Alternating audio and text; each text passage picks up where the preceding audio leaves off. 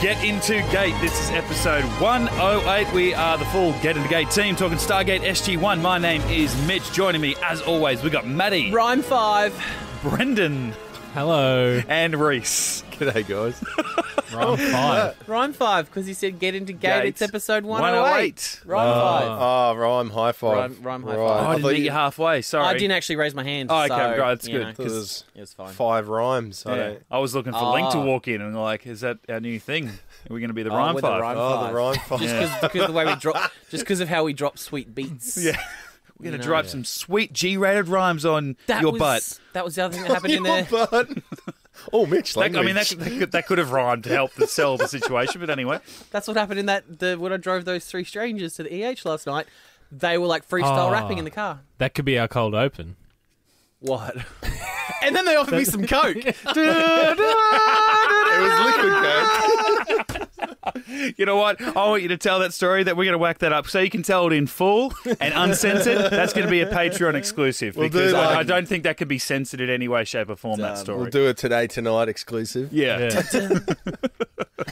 We are here to talk about STARGATE SG-1. We are talking Season 5, Episode 19, Menace. We'll get to the old DVD format, which most of us have owned Stargate on for many, many years and are still watching it. Even Rhys, who is our first-time watcher, you've actually went back from watching it digitally and streaming to buying the DVD, so we'll see what the synopsis says in the back of the box. Cheaper in the long run. Absolutely. Or you can just, Unless they want to sponsor the show. Great people. Just jump on board. Just pay for a Stargate Command All Access membership, and then once a month they just upload an episode to YouTube for a viewing party. That's right. Yeah, and you know, that's- 320p is pretty great. Isn't it?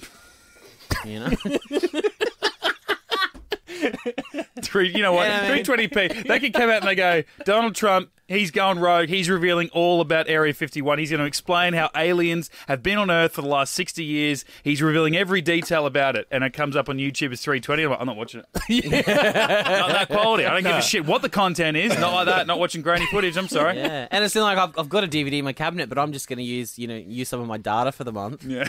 On just rewatching The Sentinel, you know? Yeah. That's what happens Is it not sometimes when you watch the news and they're like, that story up next, and then you just Google it. Yeah, I know. Yeah. Yeah. Catch up, guys. That story up now. They ask you the story, right? They're like, and what happened in this particular thing that happened 10 hours ago in real time, and you're going to maybe wait another 3 minutes. I'm like, mate, I saw it on Twitter at 10 a.m. this morning. Yeah. I've already got 100 retweets off it, and you guys are making me wait another 2.5 minutes while you try to sell me some chicken and one of your stupid reality TV shows? No. Anyway, that's not what Menace is about. This is what Menace is about. If only. A dormant female android discovered on a barren planet is transported back to Earth for study. On reactivation, she exhibits a childlike innocence, but soon SG-1 discovers that this seemingly innocent being may hold a dangerous secret. Ooh. Guys, I created the Replicators. I was so excited when I saw this episode pop up, and I'm like, watching on, and I'm like, oh, this is Rhys and Major. Oh my God, we're finally here. This is exactly my reaction when she pops up and goes, my name's Rhys. And I'm like, Rhys, your father made you wrong. She goes, where's my father? And I'm like, they're the 2 characters that have been the bane of my existence for the last 2.5 years. Oh, that's great. God. We finally got it. You nearly had to wait a full 5 seasons to actually meet your namesake in the show and why you are so wrong every week. Tell you what, us Rheses, we're bloody good looking, aren't we? Absolutely. For female androids. Yeah, great actors, great actors. I did find it weird in that synopsis it said a female android. Yeah, is there such thing? Is there such thing? Does she have... Well, did they check? Yeah. Yeah. Well, the CD-ROM came out of next, so... Yeah, that's true. It was a female port. You know, Yeah. I was wondering how, because they kind of brushed over that really quickly, how did they charge that? Carter says, I found a way. I'm like, well, how? Yeah, it's very advanced. Right. But you can charge Just jump start it. Very Yeah. advanced. Just 2 alligator clips and an aqua generator. Yeah, obviously. Sorted. Yeah. Easy. Yeah. It started off same as Bane, right? Yeah, that's what reminded me of Bane. Like that exactly opening the same. Oh, like yeah. Previous advanced civilization and abandoned world. There's no bodies. We can't see any. And then, we found one. Yeah, But yeah, no sperm bugs. So. And can we bring it back? Hammond's like, Sure, bring it through. No way Yeah. in hell No. are they bringing After that everything back. they've gone through. So what's life like on that planet? Oh, everyone's dead and gone. This is the only thing that's left, and it's in perfect condition. Oh, yeah, that couldn't at all be why that planet's so fucked Classic up. message in a bottle. Yeah, Should we bring it back? Oh, we've done it before. What could go wrong? Let me just go back to the dossier of when we've done this exact same thing. Yeah. And, it's fucked up every time. Don't do it. Remember that time you guys got cloned into robots? Yeah, right. Remember that time? Well, they should have, like, the alpha site should be where they take scientific shit. So if it fucks up, they're like, all right, let's bail. Yeah, good call. New world. See, that's what they should they have don't done. do that. That's where they should have sent Lieutenant Elliot. Just sent him to, the alpha site. Put him in charge of that, and that way, if we lose it, it's no loss. Yeah. Yeah. It's Well, fine. if he's in charge of it, then you're guaranteed to lose Maybe that's it. where Satterfield is, because we never see Satterfield again. So maybe that's where she ended yeah. up. It's just on like a little research outpost that we just lost somewhere along the way. She's like the Gary Jones equivalent in the alpha site. Is she that important? In the alpha site? Absolutely. Alpha Jones. So this is like, as it was happening, and I'm like, okay, so she created but this is like the origin of the replicators. I think in my memory of, I don't know whether I've just seen this episode once and forgotten about it, or whether I maybe never saw this episode originally. I don't know how, because I have no memory about this being the origin of the replicators. Like when they said, well, this is the first we've heard of the replicators being within our own galaxy, I'm like, oh, this is cool.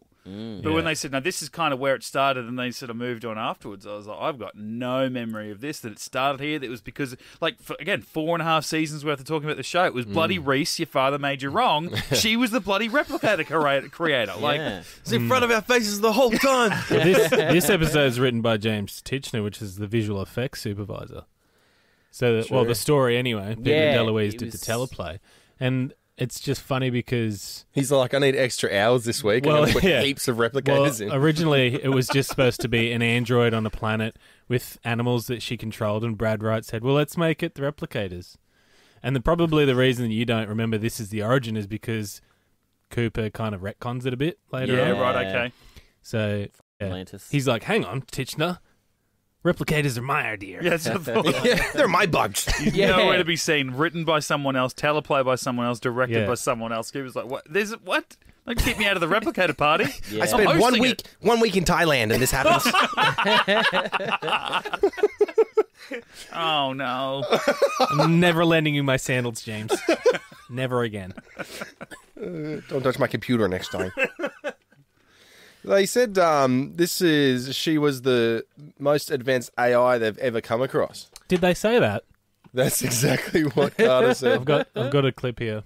This is the amount of times Carter said advanced in this within 11 minutes. It was once an advanced civilization, sir. Hey, how's the new toy? Amazing. But this is more advanced than any android we've encountered It's a before. vibrator. Of course. Why do you want to do this again? Well, sir, this is an incredibly advanced piece of technology. It doesn't make any sense. Which part? Why would somebody attack and destroy an entire civilization but leave one piece of incredibly advanced technology intact? Four times In 11 minutes. in It's a 11 new minutes. favourite word. And then I think later on Daniel says sophisticated. I'm like, see? It's what? They've looked up online thesaurus. Yeah. What's a synonym for advanced? Can't use it 5 times. And it wasn't even after the 4th time that I registered it. It was the first time because after the last montage you played from the first 4 or 5 episodes of this season, how many times she'd said it, Yeah. I know to listen to that word coming out of her mouth. So as soon as she said Yeah. advanced, I'm like, oh, is it now? It's very advanced, is Yeah. it? Okay, this is going to be interesting. Super advanced. Yeah, the word advanced saves about 4 hours research time in the Yeah. in the script writing process. Were you sitting there waiting for her to be like the bad guy, quote unquote? Were you thinking that she was lying the whole time? Or did you actually believe when she, was crying and all that she actually didn't know that she was human and that like her father had created her but told her that she was this, living, breathing, flesh and blood child? Yeah, I didn't think that she was like a bad guy like that bloody destroyer of not destroyer of worlds. That Yeah, that's it. Linnea. yeah. Anyway, yeah. So I didn't think that she was like all nice and then just turned into a big bad and did all the replicator stuff on purpose because that's already been done. I mean, not that stopped the writers before, but yeah. I really bought into the fact that she made these things as pets because people didn't understand her and she wanted something to understand. and then sort of just got out of control. I like the way that sort of came across. Yeah, once they get into too large a number, and she can't control them, they kind of start, So I didn't expect her to be a big bad, but she was. Well, it was kind for of an AI, she was very emotionally unstable. Well, it was that the whole turn. It's like, what? They're just a toy. And I'm like, oh, that's creepy. Yeah. Like, if that's really the origin of the replicators, it's so good. Yeah. That's so creepy.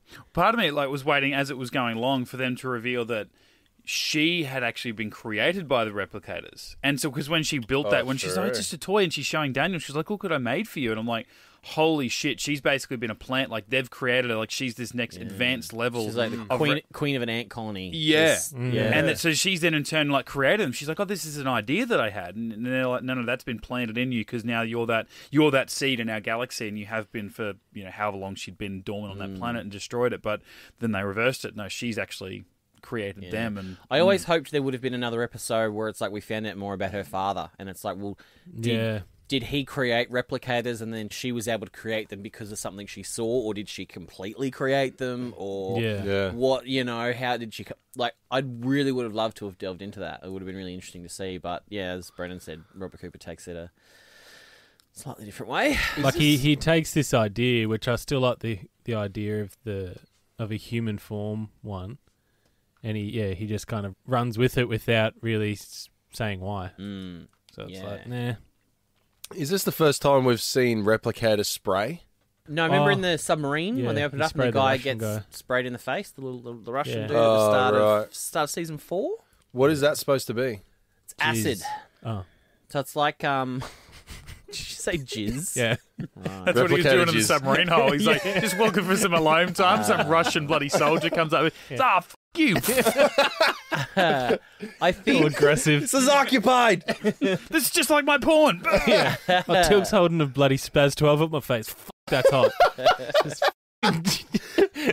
Speaking of, how's the self-destruct? Boom. Mate. Emin in combat gear. Combat running around.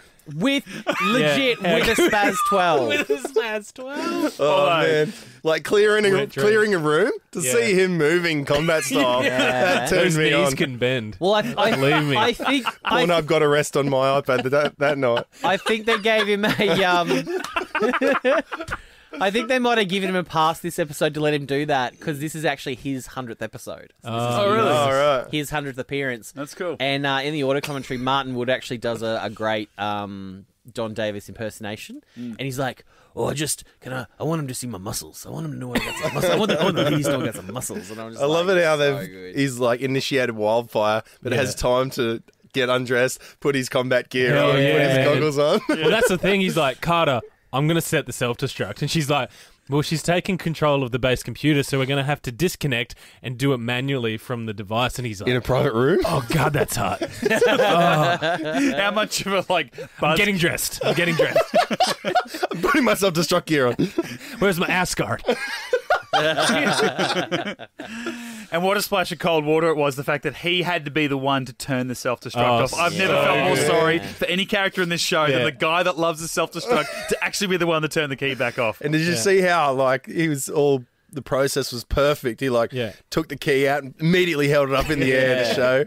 Carter's like, I feel like this was his end game all along, because it's like when it got to that moment where they're like, Rhys creates replicators, blah blah. He's like, okay, we got to shut her down, no matter what. Yeah. And they're like, are you sure that's what you want to do? Like, she's pretty. Yeah. No matter what. And so everyone else is just following orders. Yeah. And that's when Rhys starts going batshit crazy, because then they start treating her weird. I reckon it was Hammond's plan all along. He just hadn't had a self-destruct in a while. Yeah, bring it back, guys. It's going to be hot. Self-destruct in a while. That's what I'm going to call it from now on. Yeah. Just going for a self-destruct. Yeah, I did find that scene interesting. How Hammond says, "Carter, I order you to shut her down." Yeah, and Jack's like, "Oh, that's going to be fun." And I'm like, "How would you physically do it?" Because it cut to a wide shot of her just sitting on a mattress, and I'm like, "Can you just imagine just fucking net that bitch? Just shoot one of those net things and just." Quick, everyone jump on her, because instead it was just Daniel trying to reach around her neck. Then the replicators would have jumped and attacked. Yeah, and it's like they could. Yeah, but I don't think they knew that there was more than one at that point. Right, yeah. But Oh, they did. Obviously, when he went for the neck, they did, because when he went for the neck, that was later on after he talked her down and stuff. That was Yeah, But it's like even before that, it's like they could have just gone. He could have, okay, Rhys, we're going to take you to go and see somewhere now. And it's like, and they could have taken it, to the Alpha site or taken it to another world or something like that. We're going to take you outside. And then when there's a bunch of people around, it's like, and we're the best two friends that ever. Yeah. And then just tap her neck and take her power core out. Yeah. Instead, they do this fucked up plan, and then, Daniel talks her down. Daniel did some of his best fucking work talking her down. He's like, no, we're friends. And then an eighth of a second later, he's going for the reach to the neck, and it's like, mate, wait till you get out of the gate room. That's exactly what I thought. Like, just wait until there's a He's group a of first date people kind around. of guy. It's like, mate, Yeah. breathe a little. Just breathe. So, mate, Daniel, wait for consent, mate. Jesus. That was the thing that bugged me. Hey, I was just like, I brought you a necklace. I'll put it on for you, and then move your hair back. Bang. It'd be different if she still thought at that stage, like it was true that she still thought she was human, and she didn't know she was an android, but they did, because then she doesn't know what you're trying to do. But it's like, you're going to try and deceive me, aren't you? Nut. You're going to try and deceive me, nut. Oh, I can't believe I'll you. protect you. You tried to deceive me. Damn it. How did you see through it? Like, give us some time to believe your bullshit, Daniel. Yeah, man. Although I do like O'Neill, as soon as he busts in, he goes full James Bond, shoot first, ask questions later. And then turns back around. That scene was epic. Yeah. Like, the amount of times that we've said O'Neill should have just shot him, like throughout the series, when, he's been talked down or he's like, I changed his mind. And that one is just like, nah, this needs to be done. I don't give a shit. Yeah. And Well, that's just, Just like, blew a hole in it. I was really torn, because it's like the lines that I bought Jack just going in there and firing, not a problem. But it's like the lines after that where Daniel goes, "You stupid son of a bitch," I feel like was over the top. Like he said, "Oh, we're talking down," and then Jack going, "Well, I had no way of knowing that." Well, it's like, well, yeah, you did. So I feel like they're both kind of overreacted. It's like Jack knew the plan was for Daniel to go in there and talk her down. He busts through the door, and Daniel goes, "Jack, wait." And he fires the gun. I don't think he even said wait. It was that slow-mo one where Daniel turns around and is like, what's happening? And then Jack's just gone bang. No, didn't Daniel Spaz to the scream out chest. no or wait or something like that? No. Yeah, That's what he did. I guess he had the self-destruct to compete against as well. Like, Yeah, that's the weird sort of like disconnect I have with that scene is it's like I don't begrudge Jack for what he did, and I don't begrudge Daniel for what he did and being pissy at Jack about it. Yeah. But it's just those lines afterwards where I went, I think Sure? Daniel was Is just so invested that he's probably just... well, and they were both right at the end. It's like she was shutting them down, because there's that moment right before she dies where it's implied that like she shut them down. Yeah, I don't buy that. yeah, but was that because I felt like that was because she got shot and she knew she was about to die, Yeah. and she's like, "Oh, look, I don't want to kill everyone with me. If I'm going to die, I'll just shut them down." Whereas I don't reckon if she like, as soon as she goes, "Oh, Daniel tried to reach for her neck," and she's like, "Oh, you're trying to shut me down." I don't think there was really any comeback from that. Not before the self-destruct was going to blow anyway. Yeah, the self-destruct was an issue. I think if Daniel had another 2 minutes. Yeah, if Not Hammond a just problem. kept it in his pants for a little longer. See, the thing for me, I like Jack is always the one like, why do we want to do this again?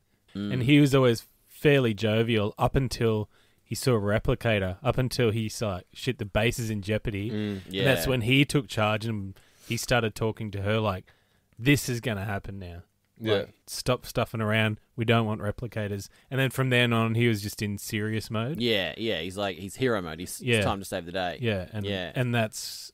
Yeah, I really like that turn where he just went from jovial to Spaz 12. Yeah, because like early on he was creeped out by her anyway. Like when that whole scene in the infirmary where Daniel's like takes them all aside and like, I don't think she knows she's not human, and he's just like, why are you calling it her? It's an it. Like he was kind of always kind of creeped out by it, but then as soon as he was found out Replicators involved, he's like, nah, Yeah, I like that because he's sort of trying to reiterate to them, hey, stop getting your emotions in the way. Like this is the mission. This is what we got to do, which is classic O'Neill. But I like that. He's always throughout the whole series, he's had to negotiate with Carter and with Daniel, and then try to make his case or find a halfway point with Hammond as well. And then at this point, he's like, well, before it all started, O'Neill's like, look, this isn't going to work. I'm not a fan of this. And then when shit hit the fan, he's like, all right, nah, that's it. I'm sick of trying to negotiate here. This is turning to shit. We're all about to blow up. I'm doing it my way, and you all can deal with it. Yeah. This is the way it had to go down. I was like, fair enough. Like, it sucks that, she could have had something that would help us beat the Replicators, but at the same time, like, at what cost? Yeah, it's like, would it have been worth the risk at the end? Yeah. Like, so I'm curious, Rhys, when did you figure out, like, so obviously you knew from the start something was going to go wrong because she's like, hi, I'm Rhys. I was made by my father. And you're like, okay, well, at one point we're going to tell her father made her wrong. I know that. That made me laugh so hard, that bit. When she goes, my name's Rhys. Where's my father? I was just like, oh my God. There we go. Rhys going to go straight away. Just pissed myself. I wonder if this is the episode. So obviously you didn't know anything about replicators until we go back to the planet and they find just like that one replicator block. Yeah. At that point, had you put two and two together? Like, did you think that she was involved or they'd killed her planet but they didn't eat her because she was a robot? Was she a replicator or anything like that? I bought into Carter's, I think it was Carter's explanation that she must be giving off a frequency to... that was a good... Yeah, to keep them away or whatever, which, essentially created the whole storyline because they woke her up to find it out. But, until Daniel walked into that room that she was being kept in, and then I hear that. I'm like, oh shit! And I love made the replicator, and I love the way they really gently led into it by her having made that little silver statue of like the adult holding the child. Yeah, and she's like, I made this for you, and he's like, where did you make that from? Yeah. And then they kind of just move on to something more important, and it's like it's replicator silver and all that kind of stuff. And I'm like, that was really really cool. Yeah, subtle but still in your face a bit. Yeah, and I realized that I've made a huge mistake over the last like 5 seasons. All this time, I could have been using the audio bite of Rhys going, I made something. Instead of mine. And I'm just like, really? Like, wouldn't it have been awesome if it was like just the entire time, every single one of our like recurring audio bits was all just from Menace? Yeah. Well, that was the thing. Once we get to the end of this episode and Daniel's saying the line, you stupid son of a bitch. And I'm like, oh, shit, that's from this episode too. Like, it was just all... And obviously the Rhys, I want to be your friend and all that. Like, I knew all that was obviously going to be tied in, but just that stupid. I'm like, oh, shit. And that sort of... Even though I was kind of... It took me out of the episode thinking about doing the show. That probably made that line have just that little bit more impact because of what had just happened. And like you said, he did some of his best work in the lead up to asking her to step down. But I thought that was pretty good too. And to end on that note, but I always loved Jack's when Daniel disagrees with him and points out, he goes, that was the last, the best chance we ever had of stopping them and all this, and you shouldn't have done this. And Jack's like, it was my only option, and you know that too. And I'm like, pretty sure he doesn't though. Like, I don't believe that he does. I'm looking at him and I'm like, he doesn't believe that he does know that. But you're telling him what to think, and I'm like, I'm siding with both of you. I don't know. Oh, cut to black. Thank God I didn't have to think about it anymore. Who I want to believe? They didn't do the gratuitous countdown timer thing, but I assume there's only like 30 seconds left on the clock. So Jack's just like bang, bang, bang. Did Carter give us a time? No, they did 5 minutes. It was 5 minutes. Counted down. They showed 3.5 minutes, but they didn't show what they stopped it on the self-destruct. They get better at that. But I don't know. Like, I don't see what Daniel's confused about. Like, if she is an AI, then she's programmed to think a certain way and do certain things. So at that point, if she hasn't told you how to destroy the replicators, then what makes you think that she's going to tell you how to do it in the future? If she is, I think they talked about it in the episode. If she's programmed to think a certain way, then she's never going to think, okay, I'm going to help you destroy the replicators. Until she got shot, obviously. Yeah, well, I think because she's so young in the mind. So I think they just went the wrong way about it. Well, they didn't really think she was a huge threat. So I think they probably would have angled at it differently. And Rhys never considered the replicators a threat. They were her toys. They were her friends because she had no friends. Like, she just...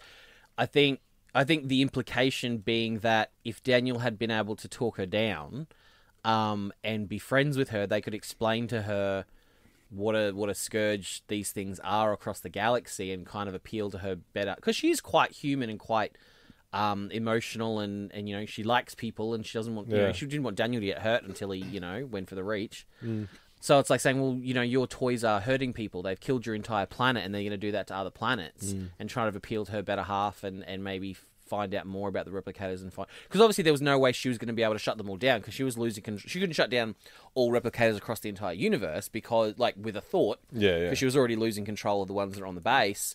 But it's like, maybe like they could find out more about the way the replicator blocks connect and that kind of thing, to give them clues on how to wipe destroy them out. Because when you think about the fact that even the Asgard haven't been able to figure that out yet, and they can do anything. And it's one of the never temptation to even make it not a direct two-parter, but keep her around for.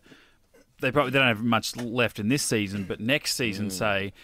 Again, I don't know, at this stage, obviously, they know that they're coming back for season 6 or whatever, but the idea of having her around, like, turning her around by the end of this episode, she does stop all the replicators on the base, and then they do kind of just wheel her out when they go, oh, we've found another replicator planet, bring out Rhys, and they sort of bring her out as this super weapon to stop the replicators, and through them, when she realizes, or something happens where she starts to question, why am I destroying my own creations, and these are my children, my toys, and then she turns them, it's almost like what they did do with Linnea, where she was all nice, she comes back, she's going to help. Obviously, that was all part of her plan, but it was almost like a two-parter within an episode where she was great, she was helping them, she comes back to Earth and then reveals what, she does turn on them and all this. That they couldn't have brought her back, and maybe destroying the replicators then forces them, because it is a weapon, not so much a weapon, but it is a way of destroying them they've never experienced before, their creator, and forces them to somehow, evolve and create a much greater problem for the Tauri and the Asgard to destroy them. But again, they might have still not known they were coming back for season 6 at this stage, so you don't want to introduce something and not pay off on it completely when you got 4 episodes to go. So because it never even really paid off. Like, I feel like this is one of the more sort of emotional arguments that, like, Daniel and Jack have had. Like, and it's just kind of like fade to black. Yeah. Like, obviously they would have talked it through later on, but I feel like, given the, like, emotional overreaction that Daniel had, calling him a stupid son of a bitch, it's just like... Do you think that reaction was because he thought he thought they lost the chance to do anything about the replicators, or because he cared about this robot? I think both. I think both, yeah. I think there was, and given because he was so close to turning her as well. Yeah, well, he'd already done it once. Yeah. It's only because he was a fucking idiot sort of going for the neck too soon. Yeah, that's like, true. if he hadn't done that, he already had her talked down off the ledge. Yeah, absolutely. So he kind of had to backtrack his own work there. So yeah, I think, and being who Daniel is, he's going to care about it because she looks like a human and she acts like a human. So aside from what she can do for us tactically, I think he totally cares about it because she also cares about him. Like she's, Yeah, but she's a robot. But I don't think O'Neill would care that much either. He knows it's the heat of battle. I don't think they'd necessarily have to speak about it. Daniel might have said, sorry for calling you stupid son of the bitch, and he would have been like, meh, been called worse. I don't think Daniel would have said that. I don't think Daniel would have apologised for calling that either. Yeah, and that's the thing. Like, that's like... I think it's the first time they've resorted to, like, name-calling like that, isn't it? Like, you know? For sure. Yeah. And Daniel was, like, on the ground in tears, you stupid son of a bitch. And it's just like... I mean, it's a fantastic scene. Like, the way... The emotional level that Daniel and Rhys got to is why I keep coming back to this episode, because it's so good. It's like you've got that juxtaposed with just the gun porn of just, like, taking out these replicators. And this is my favourite iteration of the replicators, when it's just like this just... It's like a storm. Like, they're just coming at you like a force of nature. Yeah. You can't reason with replicators. So it's really cool that, Daniel's there trying to reason with Rhys while we're just doing our normal, just like blowing the crap out of all these replicators that are on base. Like, they're on base as well. Apparently, though, and this is our moment to where Cooper's ruined the episode for us, is James Titchener. He said he and Brad Wright have had this vision in their head for a couple of years, where what they wanted to have a wall made completely out of replicator blocks, and it kind of just like forms around someone and kills them. And shit! So they were going to do that. Crushes them. They were going to do that in this episode. So at the moment where Rhys is escaping, and there's those two SS outside, and they go, "Oh, we can hear replicators," and they run into like the little observation booth, and they're killed kind of off screen and stuff. Yeah. That originally, what they wanted to do was that whole wall was going to be replicator blocks and form around someone and kill them. And Robert Cooper was like, "Oh no, that doesn't make sense. How did they take out one of our walls and make it all replicator blocks, blah, blah," and just poo-pooed the entire thing. Wow. And it's like, that would have been the coolest thing to see. But he was like, But no, that would have been. I that's guess too that would far. have been game over as well. Like that's how they just kill everybody. Just there's just a wall coming at you. But that would. I don't know. It would be such a cool visual, like just to see. Yeah. And we kind of do get that in Yeah, some we later kinda get it. seasons, but I think not in the way that originally planned. And even like James Titchen was telling that to Martin Wood in the audio commentary, and Martin's like, "Why do you tell me? I would have done that." Yeah. So No, if she built the wall, though. Yeah, for sure. yeah, like imagine if like It's gonna be a great while. because I've I was always going to say, there's a Trump joke in there somewhere. I've always assumed, like Rhys was asking earlier about the replicator spray, and I've always assumed the inference there is like they consume materials the same way like flies and scorpions and stuff like that. They vomit on their prey, and then it dissolves it, and they have these little like straw mouths, and they suck it up, and that's how they eat. So I always assumed that was what the replicator spray was because it's so acidic. It melts stuff down, Yeah. and then they're able to convert that into other materials. Right. So it's like, to me, it would be really, really cool to just like know that, you know, while we're not looking or they're secretly doing it, they're just like replicators, just like inside this base wall, just consuming materials and just hiding there, waiting to strike. Because it's like they would have had to have consumed half the base anyway. For there to be that many replicators, they had to consume materials to make that. Yeah. So if a Cooper to shit all over and say, "Oh no, they couldn't consume a whole wall," of course they did. They already did. Yeah. Like, you know, so it's Yeah, every replicator is made from Something on the base. Something on base. Raw material. and that's why when we first meet the replicators, they're purple because they're consuming Asgard technology. Yeah. Yeah.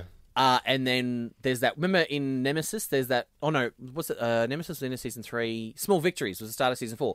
There was that one purple replicator left over, and then all the rest were all like silver and rusty because they were made out of the submarine. I mean, from now on, they're always just silver because they realize the purple looks a bit Cheaper in CGI. Yeah. They just add another texture layer. But it's like, so yeah, every one of those replicators was made out of something on the base. So it's like, why couldn't it have been a wall and they were all just coalescing in that one spot, waiting to strike because Rhys was like instructing them to because she knew something was coming. I'm like, that would have been badass. Yeah. Fucking Cooper. There was such a good scene. And you got SG-1, or you got O'Neill, Jack, and Carter with Hammond talking about what to do with the caged replicators. And right at the end of that scene, like they're talking. They're like around almost like an operating table. I remember thinking about this scene when I'm writing in my notes. I'm like, was there someone like laying down injured? But they were it was a very tight scene, right? They're around planning what we're going to do.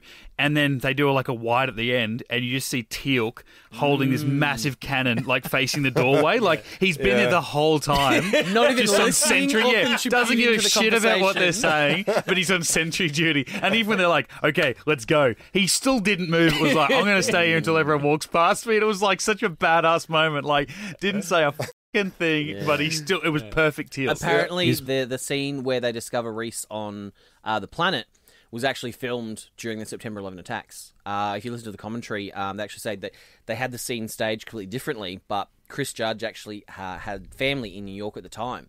And it kind of, time-wise for them, it kind of happened in the middle of the day. Like, I know for us here in Australia, it's like we woke up in the morning to the news.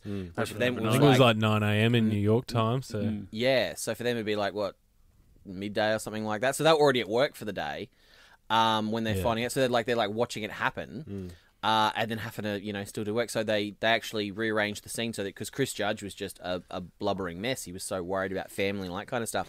Interestingly enough, this is September 11th that we were shooting this. And this morning that we were shooting this, we had just seen the first pictures from the 2 towers being hit. In fact, the first tower had just been hit when we were shooting this shot right here. Chris Judge in the background, I actually had him blocked completely differently, but he was completely destroyed by this and had asked to not be forefront in this. So what these actors are thinking about right now, unfortunately, is September 11th and the tragedy that was unfolding. Anyway, this is Danielle Nicolette, our Rhys.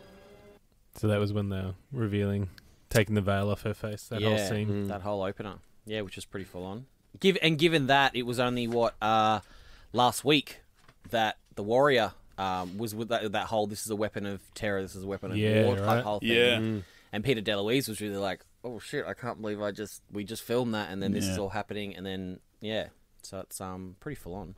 He said the name of Rhys, Daniel Nicolette, and let me finish before you say anything, Maddie, 'cause I'm not going where you think. Oh, okay. But she popped up, and I'm like, God, she looks familiar. Again, I haven't seen this episode, if at all, for like 15 years. And I'm like, she looks really, really familiar. And as long been established in the show, I watch the DC TV shows, and I'm like, is she Cecile on The Flash? And I punched her into IMDb, and she is on The Flash at the moment. So if I'm sure those people that know Rhys, and you know the actress I'm talking about, Daniel Nicolette, but she's actually got a pretty big voice career. You might have seen her, or at least heard her other work, Maddie, because she's like done a shit ton of like other superhero work as well, DC or actually more Marvel animated and video games. She's voiced Storm, Captain Marvel, and Black Widow in like the Lego type video games. Oh. She's voiced Jackie Briggs in the last 2 Mortal Kombat video games as well, and done a shit ton of other voice work along the way. Like she's done bits pieces like TV along the way, but yeah, she's otherwise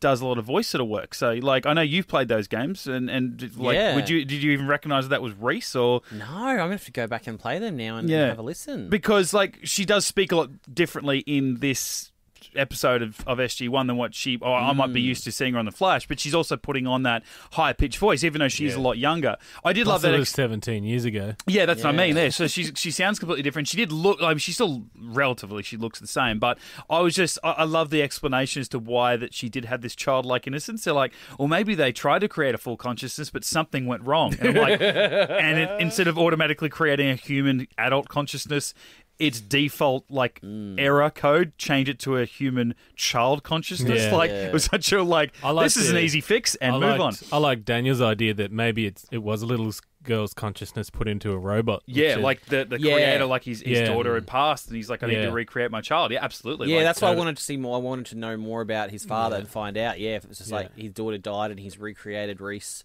to kind of fill that void or something like that. I'm like that's and to then know that he might have created her out of this, this feeling of tremendous loss somewhere. Yeah. And then to know that, she's responsible for the death of millions, is so f***ed up and so sci-fi. That's so sci-fi. And then, like you were saying, Brendan, you actually like the creepiness of her with the fact that this is a toy. This won't harm you. That maybe her human father has tried to recreate his deceased daughter in this cyborg android form.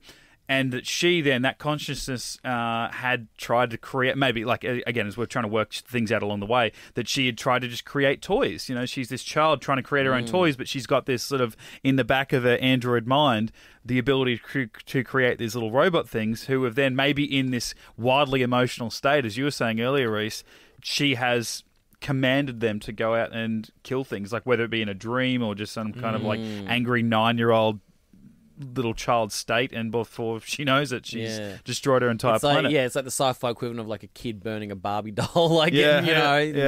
No, it's just murdering millions of people. That's fine. It's fine. Yeah, I think that's why I like that line. It's just a toy, because it gives the audience.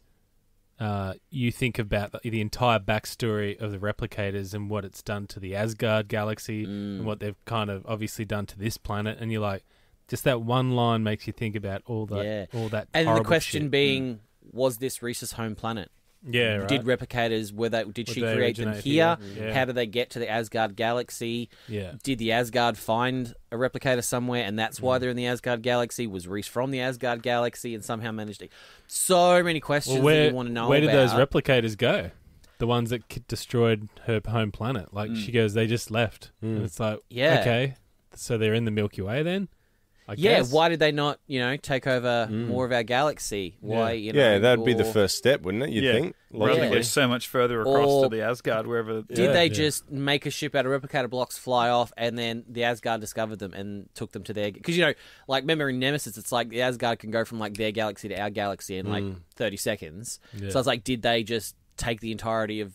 Did they encounter them in space and they've just taken the replicators to their galaxy? And the replicators don't know how to travel that fast, so it's like... Poor Asgard, they're just on holiday in the Milky Way galaxy. Right. Oh, what's this little thing going on? I might bring this back home. Destroyed. To me, that's the sign of really good stories, when you want to know all that stuff. That's really good characterization and all that kind of stuff. One fun bit of trivia, though, is apparently Daniel Jackson, or Michael Shanks' real-life girlfriend, Lexa Doig, was offered this part. Wow. To play it. And she turned it down because at the time, like she'd only been her and Michael Shanks met about a year before this when he did a cameo on her show Andromeda with Kevin Sorbo. But she plays an android. She actually plays 3 androids, or 3 characters on that show. She plays like she plays the AI of the ship, then like a hologram of the AI of the ship, but then also like an android of the AI of the ship. It's like 3 different personalities in 3 different parts of the ship. Sweet. And she's just like, I don't want to play another android. I really don't. I'd love to come on the show. I could not be asked. Yeah. So that's when they got Daniel Nicolet. And then Lexa Doig does eventually guest star on the show in later seasons. But yeah, I'm just trying to think of like Dr. Lamb as Rhys is just a weird thing. So Daniel's sideburns getting like unusually long. Did anyone else notice that? Like the first shot of this episode, I don't even think I noticed it last week in The Warrior, but when he first pops up in this episode, and they're like well below his earlobes. Yeah, you can't go past the earlobe, mate. It's not 1970, for God's sake. They're chops. Without giving anything away for there's some emotional scenes in a couple of weeks' time in a very important episode that all Stargate fans will know that we're coming up to. And there's some scenes where I can't focus on his performance because all I'm looking at is his sideburns it's like they're like modern mutton chops. Yeah. Like they're just I'm thinking about getting one of those buzz cutters. I just want to trim them. It's like down. I just want to like they need to be like, no lower than your ear. They need to be like in line with like that little nubby thing in the middle of your ear. It's like no, just up like I don't know. They're going to be longer. They're just so thick. It's like he's had a haircut, but he hasn't decided to like trim the rest of it. Because whenever I go get a haircut, they're like, you want me to trim those sideburns? And I'm like, no, I'll do it at home. It's okay. It's going to get done. I don't like shave above my ears and then like just leave it all bushy beside them. He's trying to like them sideburns. He's trying to apparently Michael Shanks is really like he's not self-conscious, but he always makes jokes about how like big and bushy his eyebrows are. So maybe he was just visually just trying to like take focus away from the eyebrows. Focus off your face. Back with Hammond's wet dream. And he's Spaz 12. And he's Spaz 12. Just in that self-destruct room where they've got the device, the first replicator lands on top of it, and Hammond just full spazzes it. Yeah. I'm like, I could just imagine Hammond going, Carter, if I had missed that, I could have shot the device and we'd be all dead.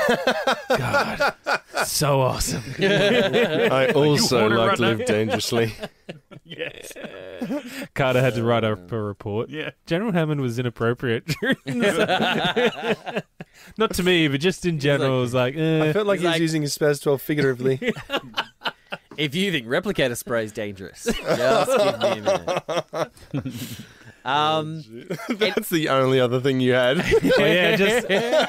Just when he shot that thing, I was just like, it was so close to whatever the hell that is. I don't know what it's made. It's like, I don't know if it's 1 million tons of TNT in there or... Was that on the self-destruct? Yeah, it landed on that the big giant cylinder. That's not like on the top. If you had missed... I mean, Right. it might have done anything, but... I'm sure it would take more than the Spaz 12 to get to the middle I of don't that. know, mate. Bro, it's the Spaz 12. Yeah, good call. It's not a Spaz 9, it's a Spaz 12. And here's a little fun bit of trivia for you as well. So, directed by Martin Wood. So, up until this point, every single episode featuring a replicator has been directed by Martin Wood. He's the only director to direct a replicator featured episode up until this point. But then next time, not so much. Yeah. Just keeping contained. Robert C. Cooper. It's like, all right, Cooper you write whatever you want, buddy, but I'm just going to... That's why Cooper was so devastated when Brad Wright's like, let's make a Replicators. What? Just the twitch in the eye. I told him to do that. Maybe that's why he didn't want the wall. He's like, no, they're bugs. They're only bugs. No wall. They're not alien walls. They're alien bugs. They're bugs. Bugs don't make walls. Didn't O'Neill make a bug reference in this? Something about bug spray? Bug spray. Oh, He's playing with the magnifying glass. That was so funny. Carter's like, gets distracted easily. It's like she's got a mind of a child. And they'll just stop and look at O'Neill. Yeah, sure, he's just gushing when he does stupid shit. Because wasn't he next to Daniel? He's like, wow, and opening his mouth and shit, and he just cut to Carter, and she's well, there is that one scene where O'Neill and Carter are in the observation room, and Daniel's down talking to Rhys. And I can't remember. Yeah, Jack makes a dumb... Oh, she goes, this is boring. And he goes, I think I'm starting to identify with this girl. Yeah. And Carter puts her hand over her mouth. Apparently they were just giggling on set the whole time. Martin Wood had to kick him out. because they were just making each other laugh too much. So that While like Daniel Carter and actually Rhys are putting trying to a- have this really like intense Yeah, right. conversation. Carter's putting a hand on her mouth and it's like legit trying not to laugh. So they had to. Yeah. They cut around them being in the obs room. Yeah, Martin was just like, go to your trailer and think about what you've done. Oh, is that? Oh, yeah, I remember the scene now where she puts her hand to her mouth. Yeah. Yeah, right. They had the giggles up in there apparently. That's funny. So, imagine if they'd stayed, it would have been like a whole like it would have been the Michael Shanks version of like Christian Bale blowing up the lungs. Yeah, right. You're right in my eye line. Yeah. Richard was just being funny. Oh, good for you! It's Time to find out if Rhys has been paying attention. All right. 5 questions for Rhys in the episode where it all comes together. What does? You'll find out at the end of the 5 questions Right. when you get them all wrong. 30 seconds on the clock. Right, I get it. Yeah, you got it now. Oh, jeez, I hope I get these all right. Time starts after this. In the episode Menace, what was the name of the alien robot? The chick. Yeah. Rhys. How many times in this episode did Carter say advanced? 4. Correct. What planet did SG-2 travel to contact the Asgard? Oh, Jesus. We'll name the episode. Yeah. Pass. What did Daniel call Jack after he shot Rhys? You stupid son of a bitch. Correct. At the climax of the battle, what did Daniel famously say to Rhys? Father made you wrong. Correct. SG-2 went to Katau. The Red or Sky Red Sky Planet. Planet. Anyway. All right. This was just like the second time they've been there in the last couple of weeks Yeah. looking for help. I think it's just right we have to play this today Yeah, anyway, isn't it? absolutely. Come on. I think we're right. Rhys, your father made you wrong! And Jack? You stupid son of a bitch. What happened to Samaria? Like, Samaria was the original to go and contact Thor. They can't get in contact with Thor, I guess. Oh, you have to go in, solve all those fucking puzzles. Yeah, get It's through not all the worth it. thing. They just go back to Red Sky. Hey, remember how we actually ended up saving you? Yeah. And then they just push their way through them like in the middle of the mass. Yeah, Get out of their way. Get out of the way. Hey, guys, we're back. Won't be a second. Yeah. Yeah. Take your little stupid Amish hats off. Jerks. They just keep going back to find out whether that guy's dead or not. Yeah. It's like just Yeah. waiting for him to die of diphtheria or something. Just, where's your god now? Diphtheria. Of all things. Polio, whatever. Whatever's the most painful. So you like I it? hate the Red Sky people. They just bug me. Yeah. They all just need a punch in the face. All right, that is episode 108 of Get Into Geek. We'll be back next week to talk episode 20 of season 5, the third last episode of this season, The Sentinel. Until then, you can check out all of our podcasts on our podcasting channel, whichever one is your favourite app to describe through. We are now on Spotify. As well as all the other ones you have caught us on in the past. If you're we're a on long-time YouTube listener, too, we're on Mitch. YouTube as well. So you Jump can, on, give us a bloody subscription. all that thumbs up and Give us stuff. a subscription. Bloody I, yeah. don't know what Single happened. digit Like, up. share, and subscribe. know. That's what all the stick your, YouTubers say. stick your thumb up us and Well, you know what? Just go into Google, just whack in Get Into Gate, a Stargate podcast, and just click on every link that you can Yeah. find. Yeah. Except for the I ones that don't- say, negative things about us. I And don't you think just- we're officially YouTubers until we can make a video that starts, "Hi guys, sorry I haven't made a video in a while. Subscribe to Been my really channel." busy." Yeah. It's Then your boy, we're Get Into YouTubers. Gator here. What is going on, guys? That's how they all start. Does my head in. it's Well, at least your you know- boy. Like the amount of YouTubers that say, it's your boy.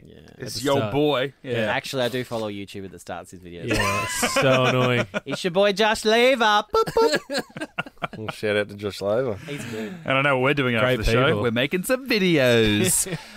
You can also get us on the socials, Facebook, Twitter, and Instagram. Again, just search Get Into Gate, a Stargate podcast, or drop us a long-form chat, or send us a voicemail, getintogate@gmail.com. Slip into my DMs in a while, so Oh, mate, you all right? you know, You okay? I just miss it. You know, Oh, that's the other thing. Don't be a menace. Jump onto Patreon. Oh, well said. And, we got some stuff there. Jump on board, get in contact. Well, as I said earlier, Maddie's got a pretty Got fun some story. stuff, Like we rock in, we record pretty early. Whatever morning we do come in, and Maddie was a little bit tired when he came in. Usually he's very sprightly, but he had a later night than expected last night. When a couple of youths intervened in your nightly plans, and That's you why had you got to deal with lock your it. car, bro. Yeah. I was Lock your pulling doors. into my driveway. I thought I was safe. Yeah, that's when they get you. Haven't you seen Yeah. mob movies? So that doesn't excite you. It's an underground car park in an apartment building. So we honestly can't play that full chat on this particular channel. This is just purely for the legendary listeners that don't seem to care about what we say or how we say it on Patreon. They let us get away with anything. God damn it! They listen to the Gibson Brothers podcast. I was gonna say, they can handle that. They can handle Maddie's late night story. I'll be honest with you. There's only 3 patrons that listen to that. They must listen a lot though, because those have some bloody numbers on them. If I told this story on a quantity. Gibson Brothers podcast, the end result would be. Yeah. What else is boring? Yeah. Like, it's, You wouldn't finish the story. yeah, right. You're like, compared to a Gibson Brothers podcast, this is like Sunday morning TV for kids. Maddie's Cartoon Connection. Individually, Mitch_Lewis, myself, Twitter and Instagram. Maddie, where you at? At High Bench Matty. I was And- just having a drink. He thought he was done. I thought it was done. Brendan. I'm at the Bren Gibson. And Rhys. I'm at the Flying Gibson. Father didn't make you wrong, buddy. We're done with this minute. We would probably keep. Welcome. You now know. You now know where this come from. But guess what? That doesn't mean we get to say goodbye to the soundbites. Oh, They'll be hell back no. every Hell week. no. We'll be back next Well, week. they hurt less because now I know who he's really talking to. You. Yeah. Still hurts. Yeah, you're right. Get Into Geek.